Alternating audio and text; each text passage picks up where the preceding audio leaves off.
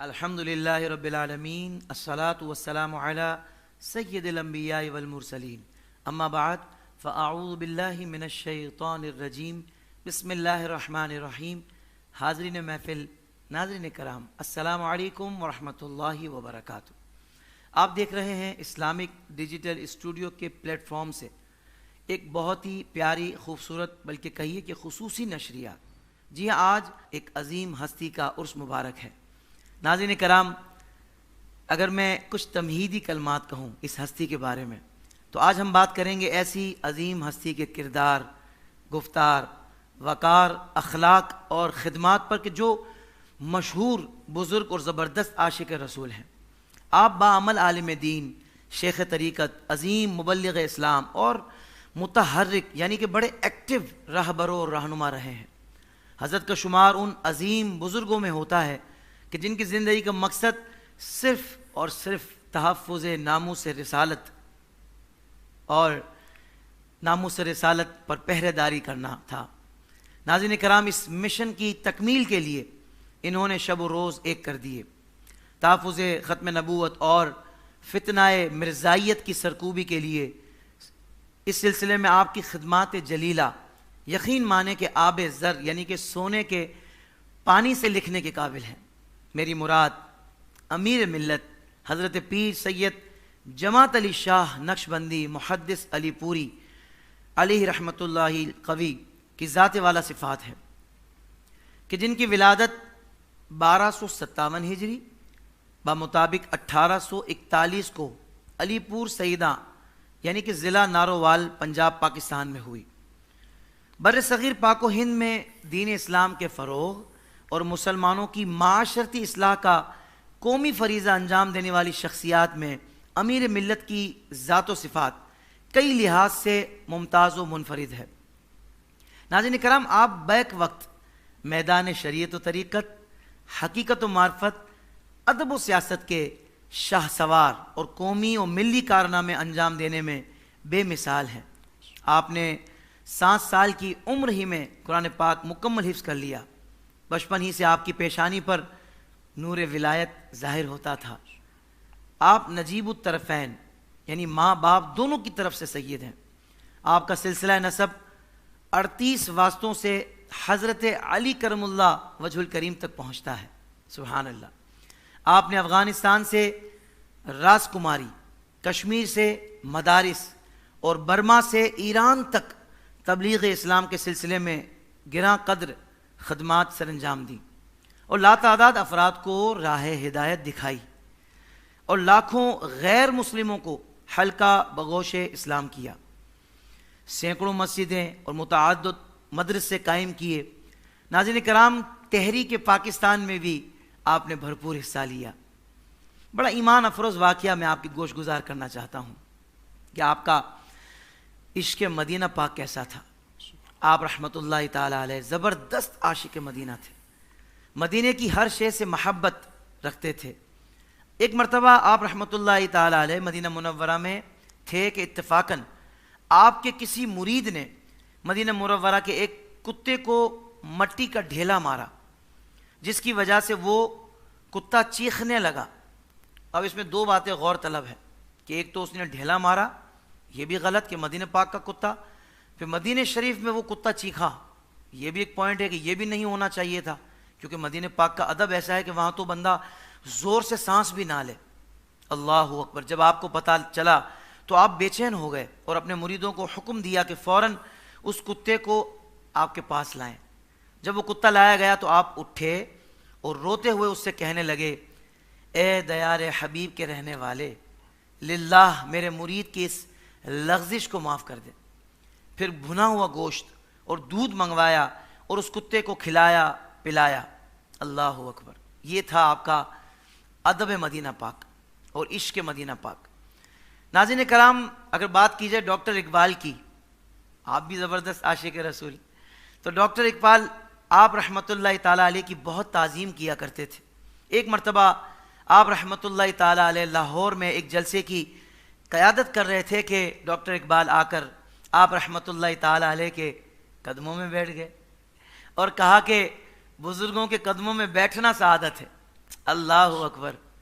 آپ نے کہا یعنی آپ رحمت اللہ تعالیٰ نے پھر سامنے سے کیا ارشاد فرمایا کہ جس کے اقبال جس کے قدموں میں ہو اسے اور کیا چاہیے. سبحان اللہ اکبر. قبلہ نے ازراہ عنایت فرمایا کہ ڈاکٹر صاحب آپ کا ہمیں یہ شعر یاد ہے کہ کوئی اندازہ کر سکتا ہے اس کے زور بازو کا, نگاہ مرد مومن سے بدل جاتی ہیں تقدیریں. اللہ اکبر. تو ڈاکٹر صاحب نے بھی کہا کہ میری نجات کے لیے یہی کافی ہے کہ آپ کو میرا یہ شعر یاد ہے. کیا بات ہے. سبحان اللہ. ناظرین کرام, آج اس خوبصورت عنوان پر, اس عظیم ہستی کے عرس کے موقع پر اس ٹاپک پر گفتگو کرنے کے لیے اور اس ذکر سے برکتیں حاصل کرنے کے لیے اور ہمیں اس خوبصورت علم سے آراستہ کرنے کے لیے ہم نے جس زبردست عالم دین کو یہاں دعوت دی ہے, آپ شہر حیدرآباد سے تشریف لائے ہیں. گویا یوں کہیے کہ سیدنا سخی عبدالوہاب شاہ جیلانی رحمۃ اللہ تعالیٰ علیہ کے شہر سے تشریف لائے ہیں, اور رمضان شریف میں بھی آپ تشریف لائے تھے اور آپ نے اتنی خوبصورت گفتگو فرمائی کہ یقین مانے دل باغ باغ ہو گیا, اور اللہ تبارک و تعالیٰ نے آپ کو بولنے کا ملکہ عطا فرمایا ہے کہ آپ جو بھی موضوع پر, جو بھی ٹاپک پر بات کرتے ہیں تو اتنے پیارے انداز سے کرتے ہیں کہ آپ لوگوں کے دلوں میں اپنی بات اتارنے میں کامیاب نظر آتے ہیں.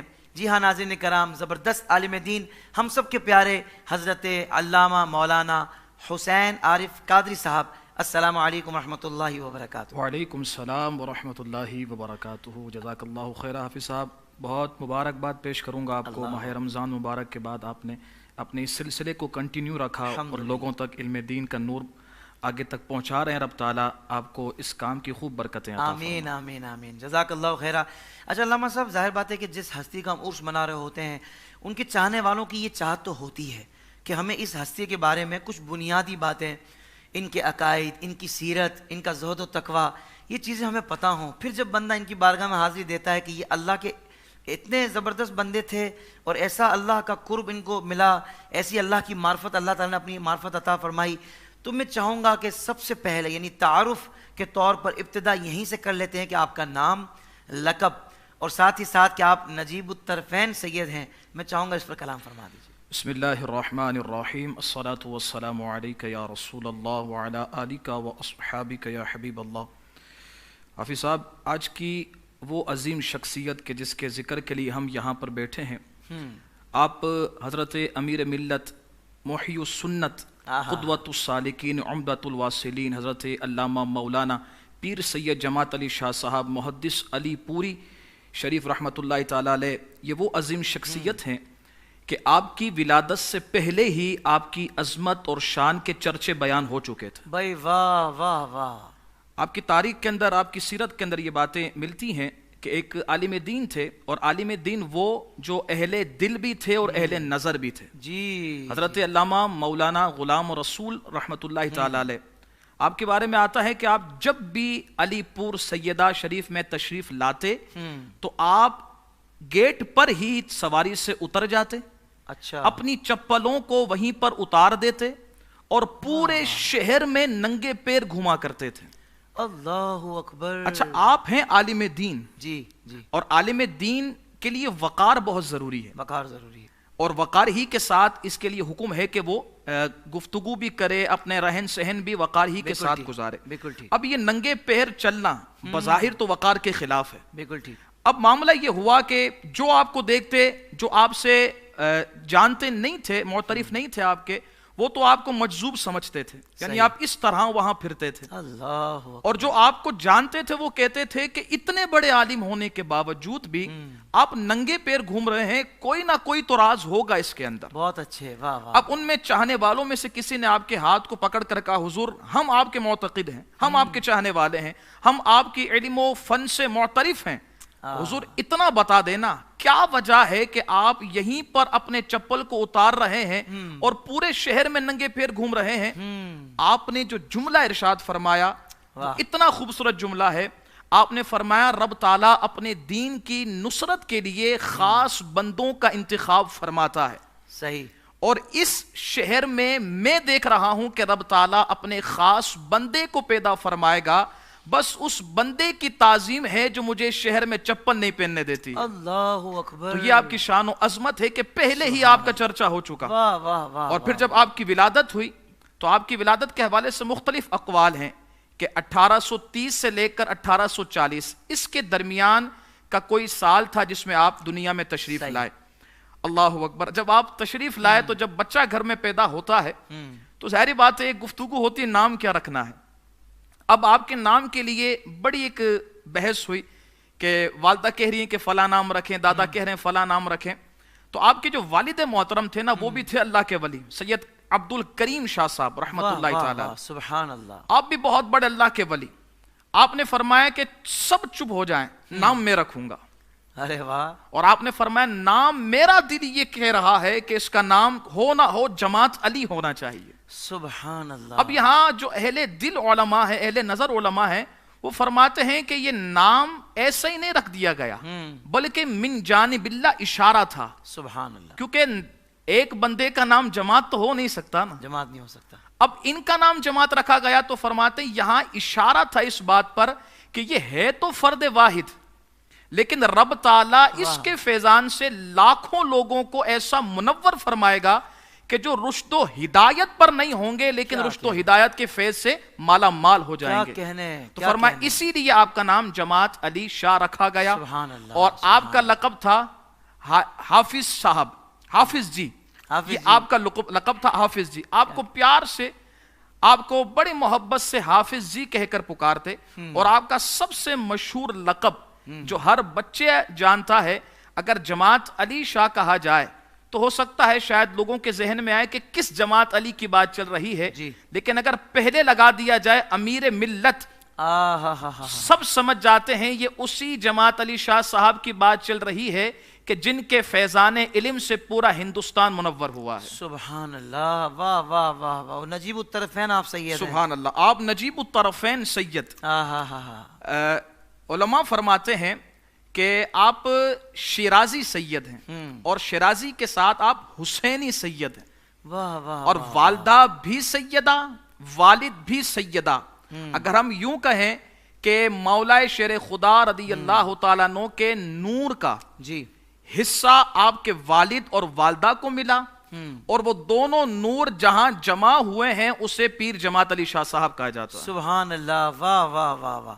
اچھا حضرت, آپ کے علمی سفر کی اگر بات کی جائے تو میں چاہوں گا اس حوالے سے بھی ارشاد فرمائیے کہ قرآن پاک کی مطلب ابتدائی تعلیم آپ نے کہاں سے حاصل کی, اور پھر اس کے بعد آگے کس طرح آپ کے علم دین سیکھنے کے جو مراحل تھے, میں چاہوں گا اس پر بھی کچھ کلام فرمائیے. یہاں ایک بہت اچھی بات آپ نے یہ فرمائی ہے کہ ان کا علمی سفر بیان کیا جائے, کیونکہ آج کل ہمارے یہاں پر ایک بات مشہور ہو گئی ہے کہ جو جتنا بڑا جاہل ہوتا ہے اسے اتنا بڑا ولی سمجھا جاتا ہے, الیاذ باللہ. لیکن یہاں ان باتوں کو سمجھنا چاہیے کہ ہم نے جتنے اولیاء اللہ کا تذکرہ پڑھا ہے یا سنا ہے وہ عالم تھے, بہت اچھے مفتی تھے, محدث تھے. اللہ آپ پڑھاتے تھے اور ایسا پڑھاتے تھے کہ صبح و شام آپ کے دربار میں طلباء آتے اور علم دین سے منور ہو کر جاتے. اور پیر جماعت علی شاہ صاحب تو بچپن ہی سے بڑے ذہین تھے. صرف 7 سال کی عمر میں آپ ہی کے شہر کے حافظ شہاب الدین رحمت اللہ تعالی علیہ, آپ نے ان سے قرآن پاک حفظ فرمایا ہے.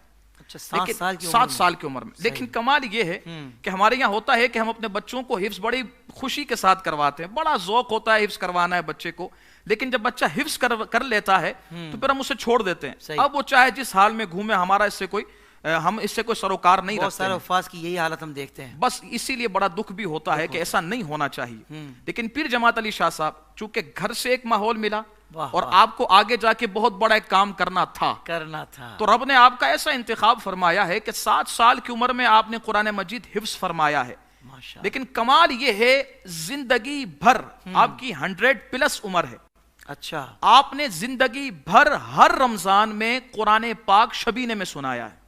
یعنی اتنا قرآن مجید آپ کو حفظ تھا. آپ نے اپنے شہر ہی میں سے علم دین کا آغاز کیا. حضرت علامہ مولانا عبد الرشید صاحب وہاں پر علی پور شریفی میں تھے, آپ نے ان سے ابتدائی اردو اور فارسی کا علم حاصل کیا. اور پھر آپ نے اپنے سفر کو جاری رکھا. اور اس وقت استاذ القل تھے حضرت علامہ فیض الحسن صاحب رحمت اللہ تعالی علیہ. آپ نے ان سے باقاعدہ طور پر علم دین حاصل کیا. لیکن میں یہاں پر ایک بات کہوں گا, ان کے علم دین سیکھنے کا شوق اور جذبہ کیسا تھا. جی جی یہ بڑی اہم بات ہے. آج کا سفر بڑا آسان ہو گیا ہے, ہم بھی حیدرآباد سے یہاں پر آتے ہیں تو بڑی جلدی پہنچ جاتے ہیں, روڈ بہت اچھے ہو گئے ہیں. لیکن سفر ایک وہ تھا جو 100 سال پہلے کا تھا. جی وہ نہ بائک پر ہوتا تھا, نہ کاروں پر ہوتا تھا, وہ ایک اونٹ کھچر یا گھوڑے پر سوار ہو کر سفر کیا جاتا تھا. اب آپ متوسط گھرانے سے تعلق رکھتے تھے, آپ وہ نہیں تھے کہ بڑے زمیندار اور مال و دولت رکھنے والے ہوں کہ کسی کا انتخاب کر لیا جائے اور وہ گاڑی لے کر جائیں اور گاڑی چھوڑ کر جائے, ایسا کوئی معاملہ نہیں. لیکن آپ کو علم دین سے اتنا شوق تھا, اتنا شوق اور اتنا لگاؤ تھا کہ آپ کو کوئی کہتا نا کہ یار فلاں شہر میں یا فلاں ملک میں ایک استاد محترم ہے جو فلاں فن کو بڑا اچھا پڑھاتے ہیں, آپ فوراً وہاں کا سفر اختیار کرتے.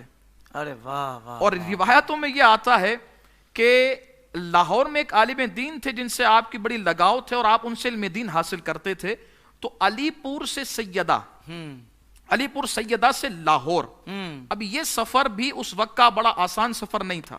جی لیکن کمال یہ ہے, آپ یہ سارا سفر سواری پر نہیں کرتے تھے بلکہ پیدل اپنے شہر سے نکلتے اور لاہور جاتے پیدل. اللہ, یہ ان کی بات چل رہی ہے جو جماعت علی شاہ ہیں, جو جماعت علی شاہ ہے, جن کے مستقبل میں لاکھوں مریدین ہوئے تھے. اللہ یہ وہ شخصیت ہیں جو پیدل چل کر علم دین حاصل کر رہے ہیں. تو یہاں پر ہمارے لیے بھی ایک بہت بڑا درس ہے کہ علم دین سے بالکل پسے پش نہیں رہنا چاہیے بلکہ آگے بڑھ کر علم دین حاصل کرنا چاہیے تاکہ اس علم دین سے ہمارا بھی دل منور ہو اور ہمارے ذریعے سے پھر ہماری نسلوں کا دل بھی منور. اللہ اکبر, سبحان اللہ سبحان اللہ. یہ تو واقعی حضرت آپ کی باتیں سن کر اور حضرت کی سیرت کے جو آپ نے پہلو بتائے ہیں, تو اس سے تو میں اگر اپنے آپ کی بات کروں یا دور حاضر میں جو ہمیں نظر آتا ہے تو ہم بڑے ناقدر ہیں حضرت کہ ہمیں اتنی آسانی سے علم دین گھر بیٹھے مہیا کیا جا رہا ہے اتنے اچھے استادوں کے ذریعے, پھر بھی ہم سیکھنے والے نہیں بن رہے. بس اللہ تبارک و تعالی ہمیں قدر کرنے کی توفیق عطا فرمائے. اتنے پیارے ماحول کی جو اپرچونٹیز ہیں, اور واقعی وہ علم دین کے جو سیکھنا فرض ہے وہ تو سر سیکھنا ہی ہے. کبھی بھی بندہ قیامت کے دن یہ بول کے نہیں چھوٹ پائے گا مجھے پتہ ہی نہیں تھا. میرے بندے یہ تو فرض تھا, یہ واجب تھا, جو فرض ہے واجب ہے وہ تو ہم نے سیکھنا ہی. اللہ تعالیٰ ہمیں علم دین سے جوڑ دے. اچھا, حضرت کی سیرت کے حوالے سے اگر بات کی جائے تو سنا ہے کہ حضرت کا حافظہ بڑا زبردست تھا, اور حفظ حدیث پاک کی اگر بات کی جائے تو وہ بھی کئی ہزاروں حدیثیں آپ کو یاد تھیں. تو حافظے کے حوالے سے آپ کیا ارشاد فرمائیں گے حضرت کے؟ حافظ صاحب ماشاءاللہ آپ خود بھی حافظ قرآن ہیں اور آپ بھی اس بات کو جانتے ہیں اور سمجھتے ہیں کہ جو حافظہ ہوتا ہے یہ اللہ کی نعمتوں میں سے ایک بہت بڑی نعمت ہے. واہ واہ واہ. جس سے یہ حافظہ مل جاتا ہے نا اسے رب کی بڑی نعمت مل جاتی ہے. سبحان. اور ہمارے استاذ محترم فرمایا کرتے تھے کہ حافظہ اسے ملتا ہے جو گناہوں سے پاک اور صاف ہوتا ہے. اللہ, جو جتنا بڑا گناہ گار ہوتا ہے نا اس کا حافظہ اتنا ہی کمزور ہوتا ہے. اور پیر جماعت علی شاہ صاحب تو ہیں ہی اللہ کے ولی بھائی واہ. اور اللہ تعالیٰ اپنے ولیوں کو اپنے رحمت اور فضل سے گناہوں سے محفوظ رکھتا ہے. تو جب آپ کو گناہوں سے محفوظ رکھا تو پھر آپ کے حافظے کا کیا مرتبہ اور مقام ہوگا. یعنی کبھی حافظے کے اسباب بھی ساتھ ساتھ آپ بتا رہے ہیں. ماشاءاللہ, بالکل الحمدللہ ایسا ہی ہونا چاہیے. سبحان اللہ, ماشاءاللہ. امام شافعی رحمۃ اللہ, آپ کی ایک بات سے مجھے بات یاد آ گئی. امام شافعی رحمۃ اللہ تعالی علیہ فرماتے ہیں کہ میرے پہلا حافظہ بہت کمزور تھا, میں نے اپنے استاد سے عرض کی تو استاد نے فرمایا گناہوں کو چھوڑ دو. فرماتے ہیں اس کے بعد سے میرا حافظہ اتنا ہو گیا ہے کہ مجھے ہزاروں احادیث مقدسہ اور لاکھوں مسائل زبانی یاد ہو گئے. سبحان اللہ. تو یہ حافظہ ایک نعمت ہے اور نعمت ملتی اسے جو گناہوں سے پاک اور صاف رہتا ہے. واہ واہ. اب پیر جماعت علی شاہ صاحب کا حافظہ کتنا قوی تھا یہاں سے یہ پتا چلے گا کہ آپ تحدیث نعمت کے لیے فخریہ طور پر نہیں, آج کل تو بڑا فخریہ ہو گیا ہے, لیکن فخریہ طور پر نہیں, بڑی تحدیث نعمت کے لیے آپ نے ایک عرس کی محفل میں بطور اعلان فرمایا. چونکہ فتنے ہر دور میں پائے جاتے ہیں اور فتنوں کی سرکوبی کے لیے عالم کو اپنا علم اس کا ظاہر کرنا پڑتا ہے. جی. تو آپ نے اس عرس کی محفل میں بڑے ہی خوبصورت انداز میں تقریر کے دوران ارشاد فرمایا کہ فقیر تحدیث نعمت کے لیے کہتا ہے جی کہ رب کا بڑا فضل ہے کہ رب نے بڑا قوی حافظہ عطا فرمایا ہے. اور فرماتے ہیں فقیر کو بحمد اللہ تعالی 10,000 احادیث مبارکہ زبانی یاد ہیں. اللہ اکبر. 10,000. کمال کمال یہیں پر بس نہیں. اچھا یہاں بس نہیں ہے ابھی. ایک تو اردو میں یاد ہوتی ہیں, ٹھیک ہے. فرمایا اردو نہیں عربی میں یاد ہے. سبحان اللہ. اور یہیں پر بھی بس نہیں, اللہ فرماتے ہیں یہ عربی متن ہے جو مصطفیٰ کریم علیہ الصلوۃ والسلام کی زبان مبارک سے ہمیں عطا ہوا ہے. لیکن جن کے ذریعے سے یہ نعمت ملی ہے نا, وہ سارے افراد کے اسماء گرامی بھی مجھے یاد ہیں. اللہ اکبر. یعنی حدیث بھی یاد ہے اور سند بھی یاد ہے. کیا کہنے. تو یہ آپ کا حافظہ تھا کہ آپ نے اپنے حافظے سے دنیا کو حاصل نہیں کیا, رب کے فضل کو حاصل کیا اور مصطفیٰ کریم علیہ الصلوۃ والسلام کی احادیث مبارکہ کو یاد فرمایا. سبحان اللہ سبحان اللہ. اچھا حضرت ایک پہلو تو یہ تھا, آپ کا علمی وقار کیا تھا, آپ کی علمی شان کیا تھی, یہ آپ نے ارشاد فرمائی. ایک طرف ہم بات کرتے ہیں تحریک پاکستان کی, تو اس میں بھی امیر ملت کا کردار بڑا ہی نمایاں تھا. بلکہ 1940 میں جو قرارداد پاکستان تھی لاہور میں, جو خاص طور پر علماء اہل سنت کا جو ایک فورم تھا, اس کی قیادت آپ نے فرمائی. تو میں چاہوں گا حضرت اس پر بھی کلام فرمائیں کہ اس وقت آپ کا کیا کردار تھا کہ آج ماشاءاللہ پاکستان کی صورت میں ہمیں یہ نعمت اللہ تعالیٰ عطا فرمائی. تو یہ اس کے پیچھے ہمارے ان علماء کا کتنا شاندار کردار ہے. اچھا, سب سے پہلے تو یہاں اس بات کو سمجھنا ہے کہ پاکستان بنانے کا مقصد کیا تھا. کیونکہ یہ وہ علماء ہیں کہ جن کو زمینوں سے کوئی غرض نہیں ہے.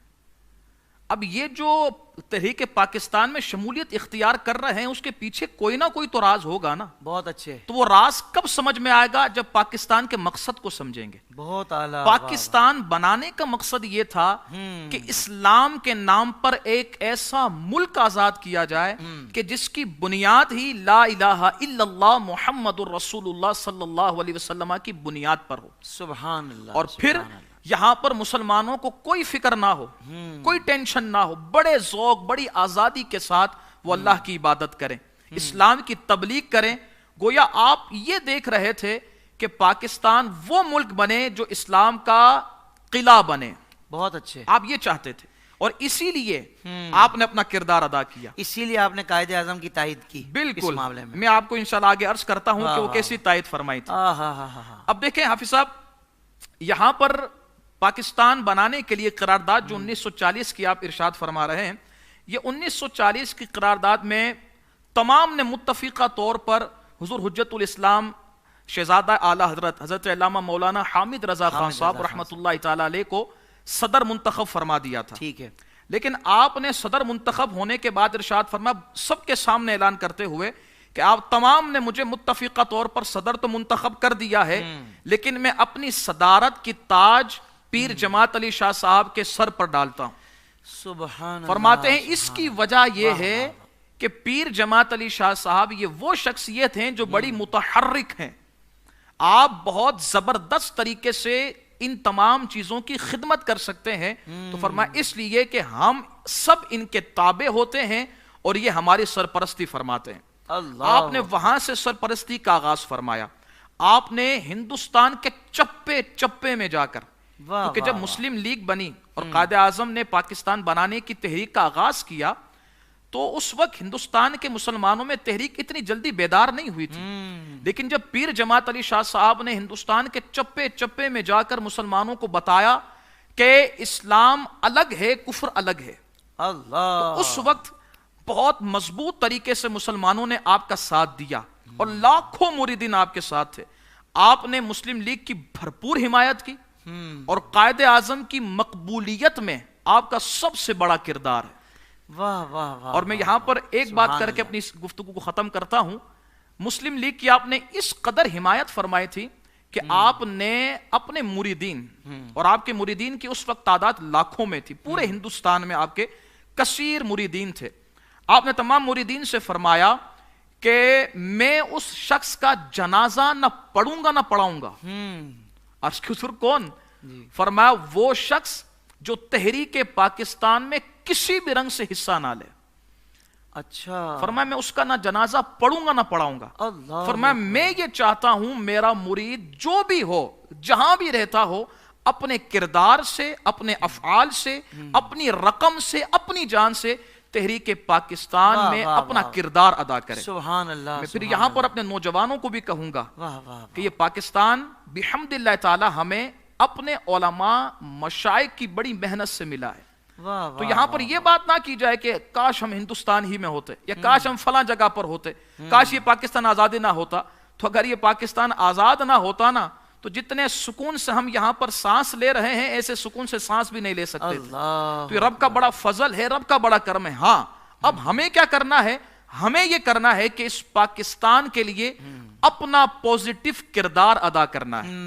اپنے کردار سے اس پاکستان کے چپے چپے کو رونق کرنا ہے، پر نور کرنا ہے، اور اسلام کے جھنڈے سے اسے معمور کرنا ہے. سبحان اللہ سبحان اللہ.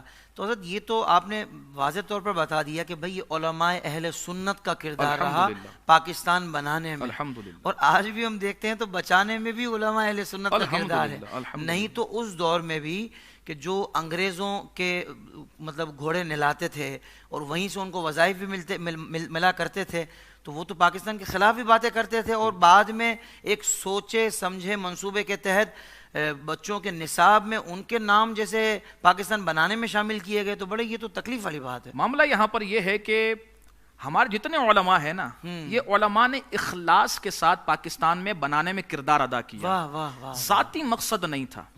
آج وہ لوگ بڑی آسانی کے ساتھ چاپلوسی کرتے ہوئے بڑے عہدوں پر پہنچ جاتے ہیں. جی یہ سارے وہ لوگ ہیں کہ جن کا کہنا یہ تھا کہ ہم پاکستان کے بنانے کے گناہ میں شامل نہیں. الیاذ باللہ. الیاذ باللہ. یعنی وہ کہتے تھے، اور آج وہاں حکومت کے بڑے بڑے عہدوں میں شامل ہے. کیوں؟ کیونکہ ان کے غرض میں اپنی جان تھی، اپنی ذات تھی، اپنے ذات کو یہ فائدہ پہنچانا چاہتے تھے.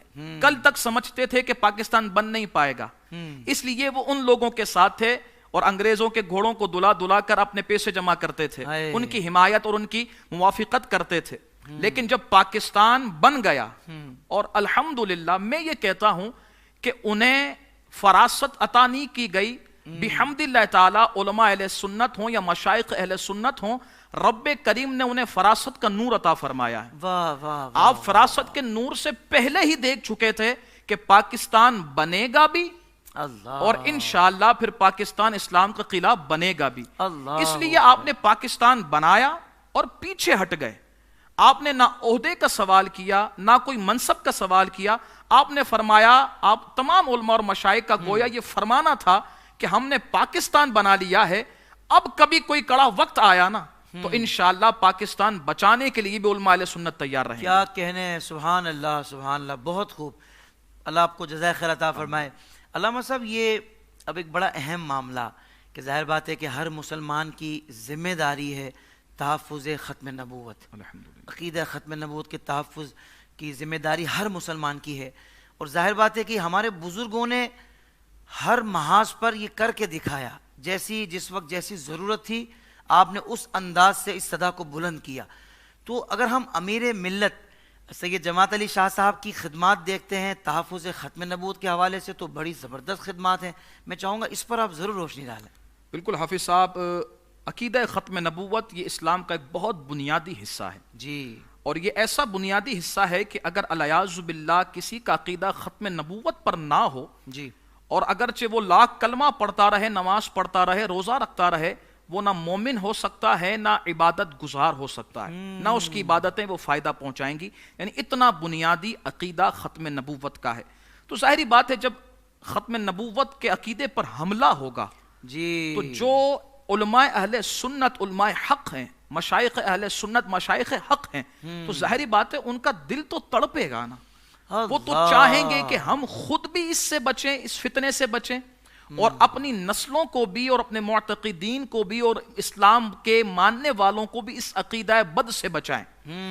تو ہوا یہ کہ جب مرزائی فتنہ اٹھا، اس نے نبوت کا دعویٰ کیا، تو اس وقت ایک بہت بڑا اضطراب تھا علماء اور صالحین کے درمیان، اور آپ نے علماء اور صالحین نے بڑی جد و جہد کے ساتھ اس فتنے کا رد کیا. الحمدللہ. لیکن کمال یہ ہے کہ یہ جتنا بھی رد ہوتا تھا نا، یہ قبلہ سیدی پیر جماعت علی شاہ صاحب کی زیر قیادت ہی ہوتا تھا. واہ واہ واہ. اور آپ اتنے متحرک تھے، اتنے متحرک، آپ کی اس وقت عمر 100+ تھی، پھر بھی آپ اتنے متحرک تھے کہ جہاں سے پتا چلتا کہ فتنہ اس جگہ پر آ رہا ہے تو آپ فوراً کہتے آپ رکے، میں خود آ رہا ہوں.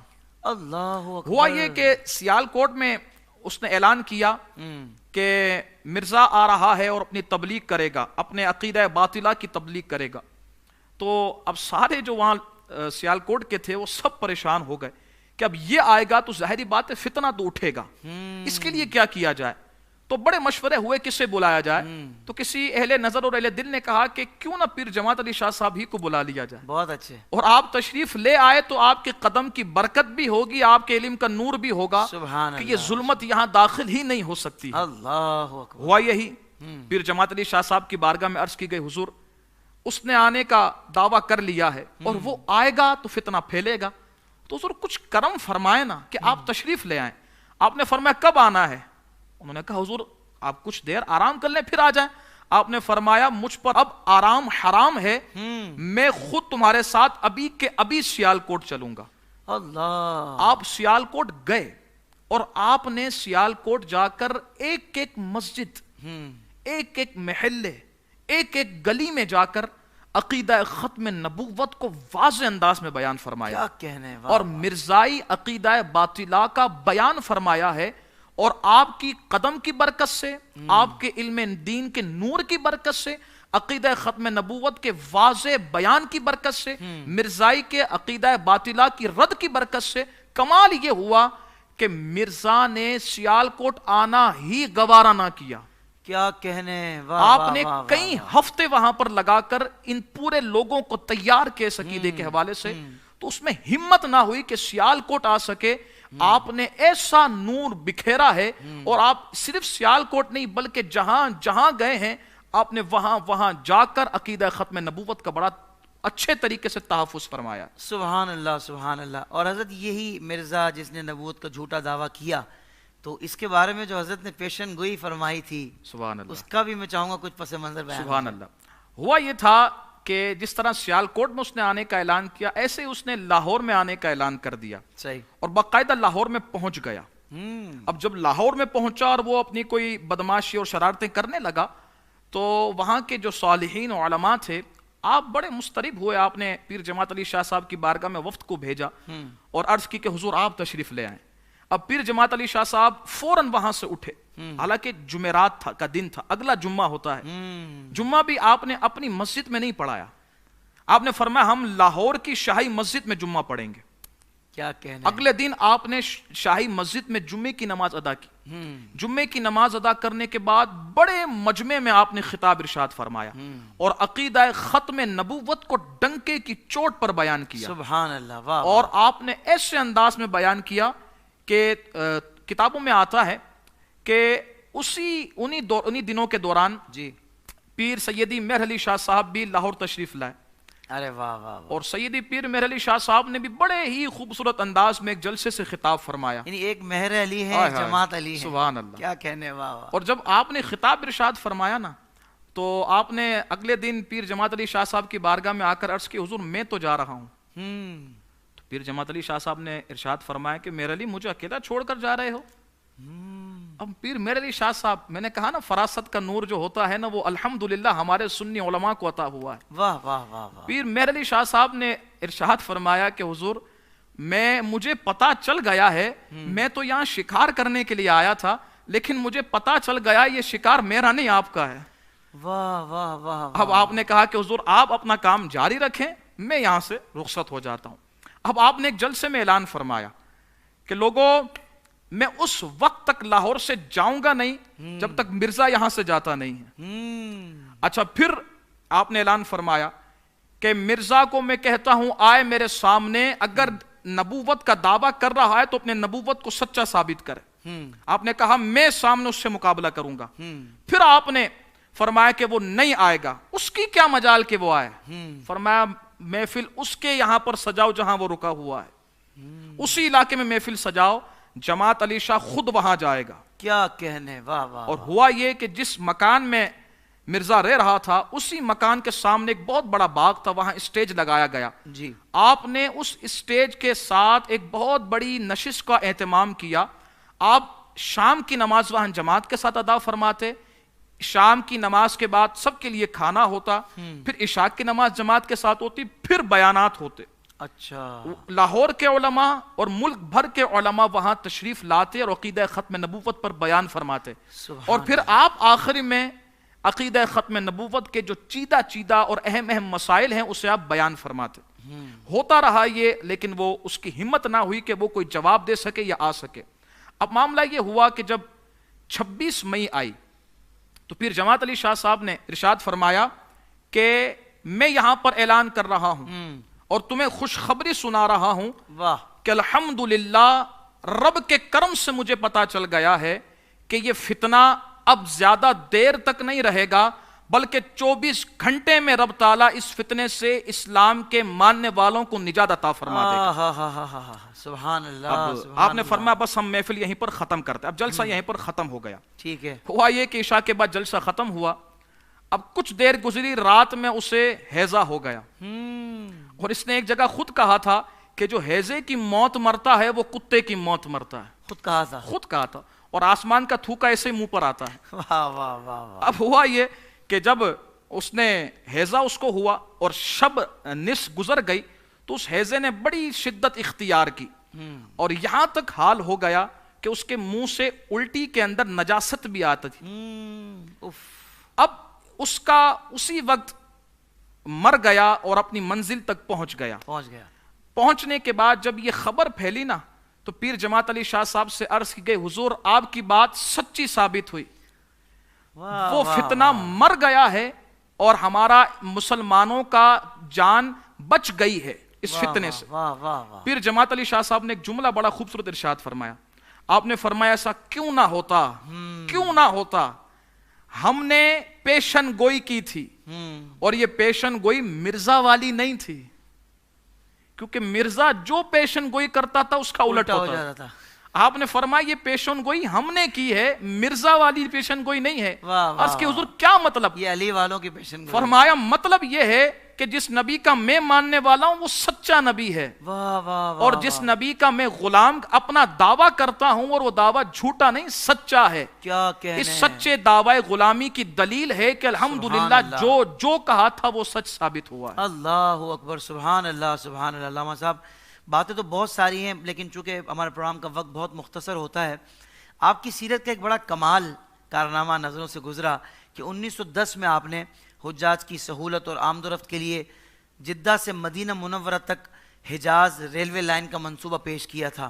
تو یہ جو آپ کا عظیم کارنامہ ہے، میں چاہوں گا اس پر بھی کلام فرماؤ۔ کہتے ہیں نا بھائی علمی کام کیا، یہ کیا، تو کوئی ایسا بھی کام کیا جو جس سے خدمت خلق اس کو کہتے ہیں، کیا فرمائیں گے؟ آپ کی زندگی اور آپ کی خدمات کے کئی شعبے ہیں، جہاں دینی شعبہ ہے وہاں رفائی شعبہ بھی ہے۔ واہ واہ۔ اور آپ کو اس وقت بڑا ایک سرور آتا تھا اور کیفیات آپ کی مزید پر نور ہوتی تھیں کہ جب مدینے میں کوئی رفائی کام کرتے تھے۔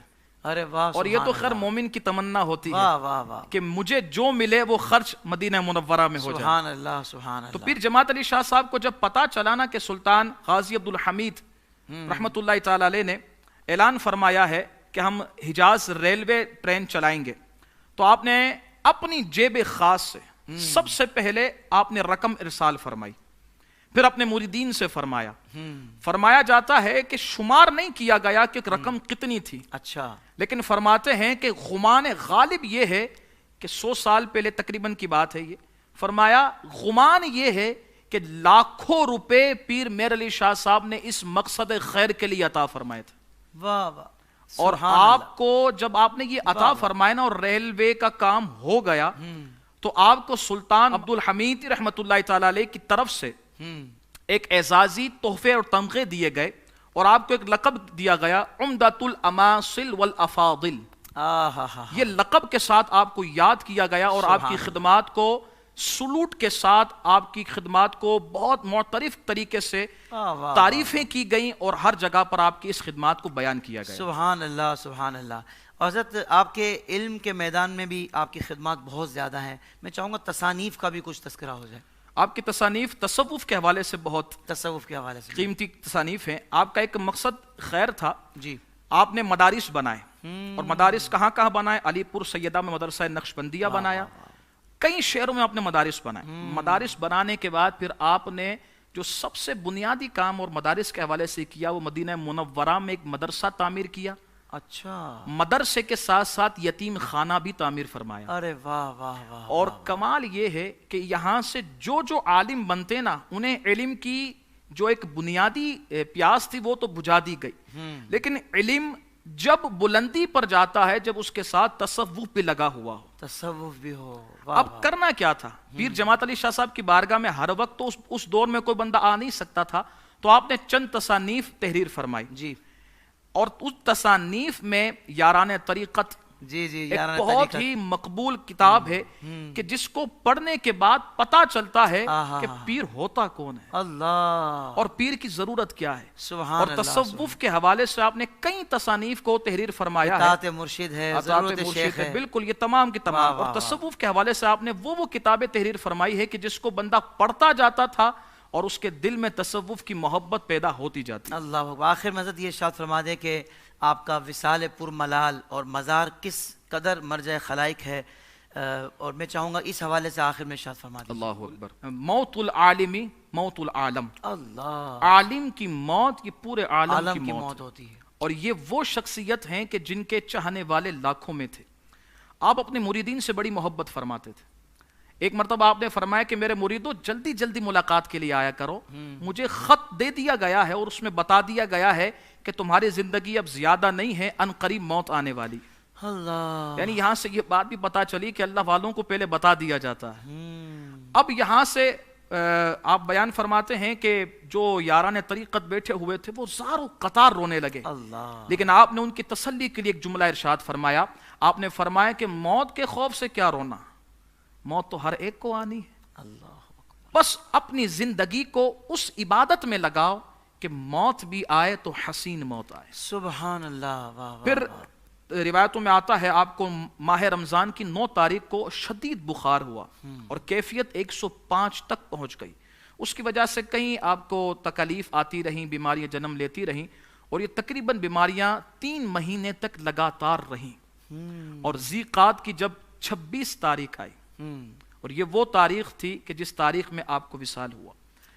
حافظ صاحب یہ کمال شخصیات ہیں اللہ والے. اتنی بیماری، آج اگر کسی کے سر میں درد ہونا اور نماز کا وقت آ جائے تو بندہ کہتا ہے یار نماز بعد میں پڑھ لیں گے، پہلے سر کا درد صحیح ہو جائے. لیکن یہ وہ کمال شخصیات. آپ کے شہزادے فرماتے ہیں کہ ایسا وقت بھی آ گیا تھا کہ آپ گفتگو نہیں کر سکتے تھے، لیکن فرماتے ہیں جو زندگی کا معمول تھا نا وہ بالترتیب ہی طریقے سے چل رہا تھا. بہت بڑی بات ہے. اوراد و وظائف آپ پڑھ رہے ہیں، نماز کی پابندی. اور کمال یہ حافظ صاحب کہ جو نماز پڑھتے تازہ وضو کے ساتھ پڑھتے. اچھا، واہ، جماعت کے ساتھ ادا فرماتے. سبحان اللہ. یعنی ہمارے لیے بھی یہاں یہ درس ہے کہ نماز کی پابندی ہونی چاہیے. اللہ. پھر جماعت علی شاہ صاحب کا جب آخری وقت آیا نا تو آپ نے اپنے شہزادے سے فرمایا کہ میری تسبیح لا کر دو. آپ نے ہاتھ میں تسبیح لی، اور تسبیح جو آپ کا معمول کا وقت تھا نا عشاء کے بعد اوراد و وظائف پڑھنے کا، آپ نے پورے اوراد و وظائف پڑھے ہیں اور آپ نے پھر آنکھوں کو بند کیا ہے اور دائی اجل کو لبیک کہا. اللہ اکبر. اور یہ 26 ذی قعدہ اور 27ویں شب رات 11 بجے آپ کا وصال شریف ہوا ہے. اور پھر آپ کا مزار مقدسہ علی پور سیدہ ہی میں بنایا گیا ہے. اور آج بھی بندہ دیکھے نا کہ وہ گنبد، وہ حسین گنبد، اور وہ ایسی جگہ کہ دل کے مارے ہوئے لوگ بھی وہاں پر آتے ہیں نا تو وہ تسلی پاتے ہیں، وہ محبت ملتی ہے، وہ شوق ملتی ہے، وہ اپنائیت ملتی ہے کہ لگتا ہے بچہ اپنی ماں کی آغوش میں آ گیا. اور مانگنے والوں کے تو ہاتھ کبھی وہاں سے خالی گئے نہیں ہیں. اللہ تعالی ہم سب کو ان اللہ والوں کی خوب برکتیں عطا فرمائے. آمین. علامہ صاحب آپ کا بہت شکریہ، آپ نے بہت کمال گفتگو فرمائی. اللہ تعالی حضرت امیر ملت سید جماعت علی شاہ صاحب رحمۃ اللہ تعالی علیہ کی مرکت پر، آپ کے مزار پر کروڑوں رحمتوں کو نزول فرمائے، آپ کے فیض و برکات سے ہمیں مستفید فرمائے. ناظرین کرام، ایک بات کا تو اندازہ یقیناً آپ نے، میں نے اس پروگرام کے ذریعے ایک سبق ہم نے حاصل کیا کہ اتنا کچھ کرنے کے بعد، اتنی دینی خدمات، ایسی تحریک، ایسا انداز، اس کے باوجود بھی اگلا مطمئن ہو کر نہیں بیٹھا کہ بھائی میں تو سب کچھ میں نے کر لیا ہے، جنت تو میں نے پا لی ہے. آپ دیکھیں کہ آخری ایام میں بھی علالت کے باوجود بھی عبادت کے لیے یہ اہتمام کہ ہر تازہ وضو کر کے نماز کو ادا کرنا، با جماعت ادا کرنا، ناظرین کرام ہم کچھ نہ کر کے بھی اتنے مطمئن ہو کر بیٹھ گئے ہیں کہ ہماری عبادتوں کا ہمارے فرائض واجبات کا کچھ پتہ نہیں ہے، تو ہمیں ضرور غور کرنا چاہیے، کیونکہ جو بیج ڈالیں گے وہی نکلے گا، وہی آپ کو فصل کاٹنی پڑے گی۔ تو آئیے آج ہم ان بزرگوں کی سیرت سے یہ سبق حاصل کرتے ہیں کہ انشاءاللہ ہم نے بھی اپنی زندگی اللہ کی عبادت کرتے ہوئے اور اللہ کے محبوب کریم صلی اللہ تعالی وسلم کی اطاعت کرتے ہوئے گزارنی ہے۔ اللہ کی بارگاہ میں دعا ہے جو ہم نے اچھی باتیں سنی اللہ تعالیٰ اس پر ہمیں عمل کرنے کی توفیق عطا فرمائے، اور ہمارے قول یا فعل سے کوئی ایسا جملہ سرزد ہو گیا ہو، کوئی ایسی بات سرزد ہو گئی ہو کہ جو اللہ کی ناراضگی کا سبب ہو، اللہ تعالیٰ ہمیں معاف فرمائے۔ ناظرین کرام اپنا بہت خیال رکھیے گا، اور اتنا زبردست پروگرام ہے، شیئر ضرور کر دیجئے گا، اور اس کے جو شارٹ کلپس ہیں اس کو بھی لازمی اپنے حلقہ احباب تک پہنچائیے گا، تاکہ جو ان کے چاہنے والے ہیں یا جو اب تک ان کی سیرت سے واقف نہیں ہیں پتہ لگے کہ یہ اللہ والے جو اللہ کا اتنا قرب پا لیتے ہیں، ان کے پیچھے کیا باتیں ہیں، ان کی زندگیاں، ان کی ریاضتیں، ان کے یہ مراقبے جو ہیں، اور اللہ سے جو ان کی لو لگی ہوتی تھی، اللہ کے محبوب کی سنتوں کی جو اتباع ہوتی تھی، یہ سارے اسباب اس کے پیچھے ہوتے ہیں۔ اللہ تبارک و تعالی ہمیں بھی عمل کی توفیق عطا فرمائے۔ السلام علیکم ورحمۃ اللہ وبرکاتہ۔